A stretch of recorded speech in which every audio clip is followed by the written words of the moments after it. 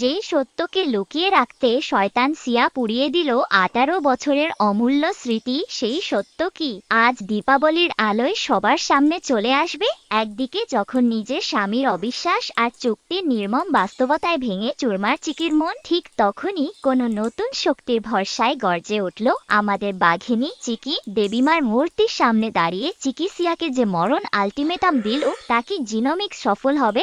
আজ সিয়ার সব থেকে বড় পাপের পর্দা ফাঁস হতে চলেছে। হ্যালো ভিউয়ার্স, কেমন আছো সবাই? তোমাদের জন্য নিয়ে আসলাম তোমাদের সব থেকে প্রিয় ধারাবাহিক ভালোবাসি তোমায় পর্বের এক্সপ্লেনেশন। আজকের ভিডিওর প্রতিটি সেকেন্ডে রয়েছে একদিকে যেমন চিকির ভেতরের বাঘিনী রূপের জাগরণ, অন্যদিকে শয়তান সিয়ার পাপের স্বীকারোক্তি এবং পর্বের শেষে এক ভয়ঙ্কর টুইস্ট। ভিডিওটি একদম স্কিপ না করে শেষ পর্যন্ত দেখো। আর যারা এখনো চ্যানেলটি সাবস্ক্রাইব করনি তারা এখনই সাবস্ক্রাইব করে বেল আইকনটি অন করে দাও। বন্ধুরা, পর্বের শুরুতেই আমরা দেখতে পাই অগাস্তি ভিলার দীপাবলি পার্টির এক কোণ, যেখানে পরিবারের এই ভয়ঙ্কর অবস্থা এবং চিকির ওপর নেমে আসা অপবাদ দেখে আমাদের নায়ক রামের মন পুরো ভেঙে গেছে। সে একলা দাঁড়িয়ে নিজের ভেতরে এক চরম অপরাধ বোধে ছটফট করছিল। ঠিক তখনই সেখানে অতিথি হিসেবে উপস্থিত হয় তাদের অত্যন্ত কাছের মানুষ আরব এসে রামের এই অবস্থা দেখে সরাসরি তার চোখের দিকে তাকিয়ে বলতে থাকতে,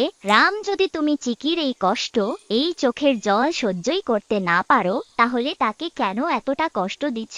হ্যাঁ দেখো রাম, আমি চিকিকে খুব ভালো করে চিনি। চিকি কোনোদিন কোনো পরিস্থিতিও এইরকম ভুল করতে পারে না, কারণ তোর এই পরিবারের সুখ আর আনন্দের আশায় সে নিজের ওপর দিনের পর দিন এত নির্যাতন সহ্য করে চলেছে। চিকি আজ পর্যন্ত যা কিছু করেছে তা শুধু তোর ফ্যামিলির খুশির জন্য করেছে। আরব তখন রামের কাঁধে হাত রেখে বলে, রাম, পরিস্থিতি যত কিছুই হয়ে যাক না কেন, তুই কোনোদিন চিকির হাত ছাড়বি না, তুই সবসময় চিকির সাথে থাকিস। রাম তখন আরবের দিকে তাকিয়ে বলে, আরব, আমি চিকিকে ছেড়ে দিইনি রে, কিন্তু সত্যি বলতে আমি তাকে আর প্রোটেক্ট করতে পারছি না। যখনই আমি তাকে বাঁচাতে যাই বারবার আমার প্রতিটা চেষ্টা ফেলো হয়ে যাচ্ছে, আর সে নিজেই কষ্ট পাচ্ছে। দৃশ্যপট পরিবর্তন হতেই আমরা দেখতে পাই ভেতরের একটি করিডোর, যেখানে চিকি একা একা দাঁড়িয়ে অঝরে কান্না করতে করতে নিজের মনে বলতে থাকে, ইংলিশ মিডিয়াম, এই দুনিয়ার দেওয়া সমস্ত দুঃখ, সমস্ত কষ্ট আমি হাসি মুখে সহ্য করতে পারবো,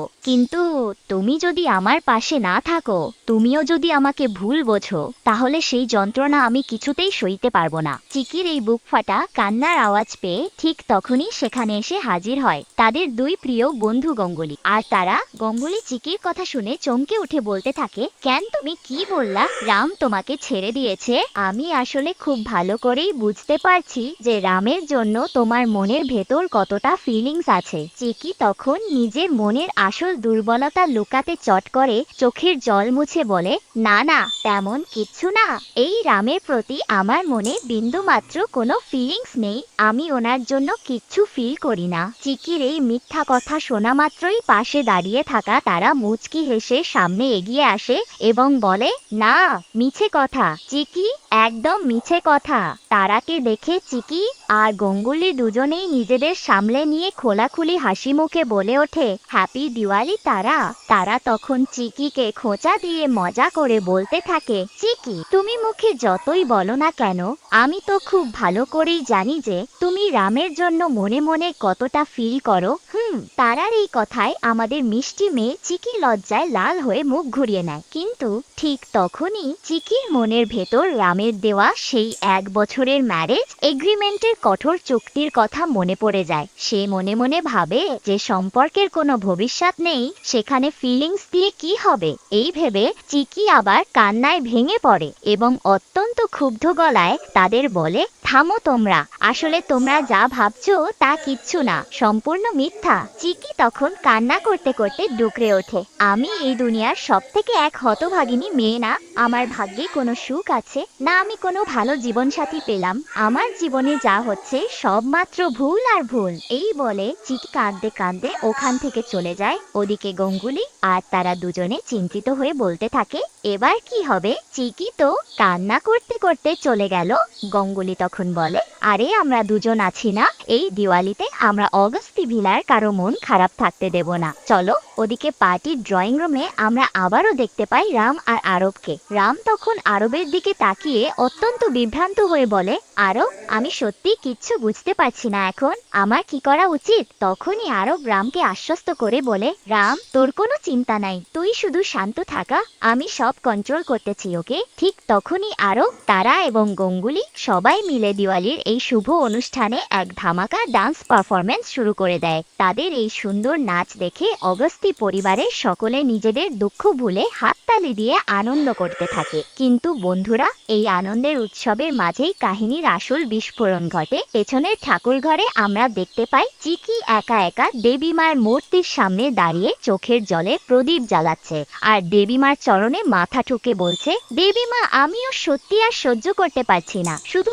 আমার সাথেই কেন বারবার এমন হচ্ছে, কেন প্রতিটা পদক্ষেপে আমি হেরে যাচ্ছি মা। ঠিক তখনই পেছন থেকে এক বিষাক্ত সাপের মতো কুৎসিত গলায় গর্জে ওঠে শয়তান সিয়া। সিয়া ক্রূর হেসে বলে, চিকি, তোর এই প্রশ্নের কোনো উত্তর দেবীমার কাছেও নাই। সিয়া তখন চিকির একদম কাছে গিয়ে অত্যন্ত অহংকারের সাথে বলতে থাকে, কি রে চিকি, কেমন লাগছে এবার আমার নাটক? কিরকম সুন্দর আর নিখুঁত হলো আমার এই আগুনের প্ল্যানটা, দেখেছিস? সিয়ার মুখ থেকে এই কথা শোনা মাত্রই চিকির মাথার রক্ত চট করে চড়ে যায়। সে বুঝতে পারে যে জানকী আন্টির ঘরের ওই আগুনটা অন্য কেউ নয়, এই সিয়াই লাগিয়েছে। চিকি তখন রাগে কাঁপতে কাঁপতে বলে, তার মানে ওই ঘরের ভেতরের আগুনটা তুই নিজের হাতে দিয়েছিলি সিয়া? সিয়া তখন অত্যন্ত মজা পেয়ে অঝরে হাসতে হাসতে বলতে থাকে, হ্যাঁ চিকি, আমিই করেছি।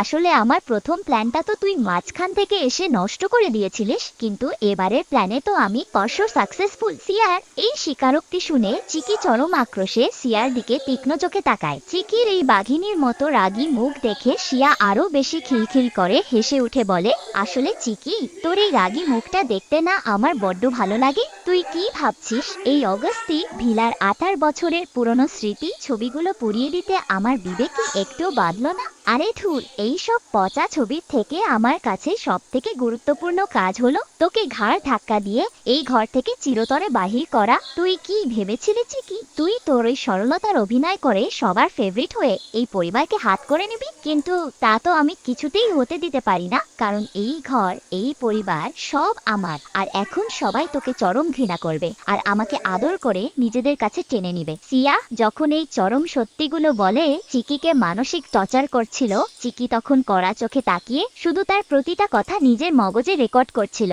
সিয়া চিকিকে আরো বেশি আঘাত দেওয়ার জন্য বলে, আসলে তুই কি দেখতে পাচ্ছিস না চিকি, তোর নিজের স্বামী রামও এখন তোকে ইগনোর করছে। রাম এখন পরিবারের সবার সাথে কত আনন্দ করছে, কিন্তু তোকে তো সে নিজের পাশে নেয়নি। এখন তুই যদি সব সত্যি কথা বলতেও চাস, বিন্দুমাত্র কোনো কাজ হবে না, কারণ তোকে বিশ্বাস করার মতো বোকা এই বাড়িতে আর কেউ নেই। আর তোর এই বাড়িতে থাকার মেয়াদ শুধু আজকের এই রাতটাই, কাল সকাল হতেই তোকে এই বাড়ি থেকে বাহির করে দেওয়া হবে। এই বলে সিয়া অঝরে অট্টহাসি হাসতে থাকে। কিন্তু বন্ধুরা, সিয়ার এই অহংকার ভাঙার জন্য আমাদের বাঘিনী চিকি এবার নিজের রুদ্র রূপ ধারণ করে। চিকি সিয়ার একদম চোখের দিকে চোখ রেখে আঙ্গুল উঁচিয়ে চিবিয়ে চিবিয়ে বলে, তুই মস্ত বড় ভুল করেছিস সিয়া। তুই আমাকে যত খুশি কষ্ট দিতি, এই চিকি কোনোদিন নিজের জন্য মাইন্ড করতো না, কিন্তু তুই আজ নিজের স্বার্থের জন্য এই বাড়ির এত বড় খুশির দিনে জানকী আন্টির 9 বছরের অমূল্য স্মৃতিগুলো পুড়িয়ে ছাই করে দিয়েছিস। এই পাপের জন্য তোকে আমি কোনোদিন ক্ষমা করব না। সিয়া তখন চিকিকে মাঝখান থেকে থামিয়ে দিয়ে তুচ্ছ তাচ্ছিল্য করে বলে, চিকি, তুই শুধু মুখেই চিল্লাইতে পারবি, তুই এখন আমার কিচ্ছু করতে পারবি না। চিকি তখন দেবীমার মূর্তির দিকে হাত বাড়িয়ে এক চরম আত্মবিশ্বাসের সাথে গর্জে উঠে বলে, কি বললি তুই? রাম আমাকে ঘর থেকে বাহির করে দেবে? এবার দিওয়ালির এই পবিত্র রাতে তুই দেখবি চিকি এই বাড়ি থেকে বাহির হয় নাকি তোকে আমি ঘাড় ধাক্কা দিয়ে বের করি।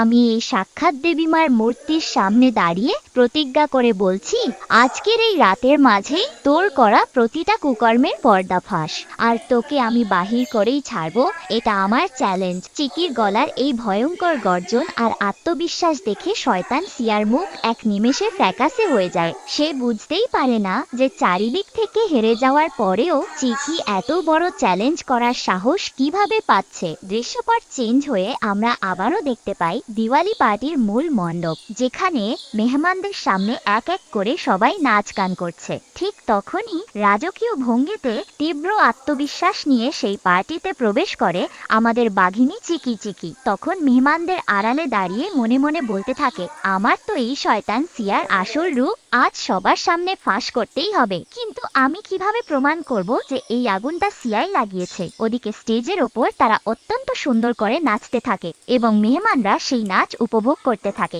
নাচ শেষ হতেই চিকি কোনো প্রমাণ না পেয়ে চরম মন খারাপ করে আবার নিজের ভেতরের এক অন্ধকার ঘরের দিকে চলে আসে। কিন্তু বন্ধুরা, চক্রান্তের গন্ধ পেয়ে শয়তান সিয়াও কিন্তু চিকির পেছন পেছন চোরের মতো ওই অন্ধকার ঘরে চলে আসে। সিয়া চিকিকে ওই ঘরের ভেতর দাঁড়িয়ে থাকতে দেখে চরম অবাক হয়ে মনে মনে বলে, এই মেয়েটা এখানে এখন কি করছে?